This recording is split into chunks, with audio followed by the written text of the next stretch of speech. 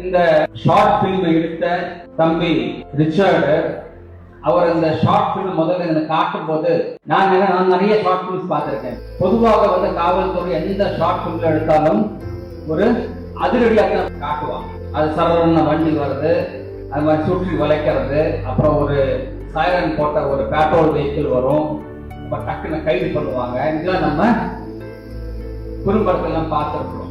ஆனால் இந்த படம் கொஞ்சம் வித்தியாசமா இருக்கும். நாங்க சொல்ல கருத்துல என்ன எப்படி இருக்குன்னு சொல்ல, அது நீங்க பார்க்க போறீங்க கொஞ்சம் கழிஞ்சு. ஆனால் இந்த படம் கொஞ்சம் வித்தியாசமா இருக்கும்.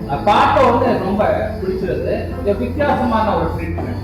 பொதுவாக நீங்க பார்த்துருப்பீங்க, எந்த படம் இருந்தாலும் பையனா ஸ்டோரிலாம் ஒரே மாதிரி தான் இருக்கும்.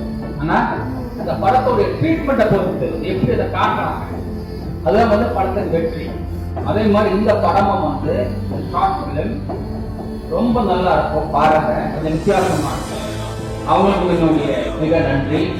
அவங்க எல்லாம் சேர்ந்து இந்த படத்தை நன்றாக எடுத்து, அதுவும் யாருமே ஒரு பைசாவுக்கு வாங்கவில்லை. அது நீங்கெல்லாம் கை தட்டணும். நான் சொல்ல இந்த குறு படத்தை நீங்க எடுத்து நான் சொல்லவே இல்லை.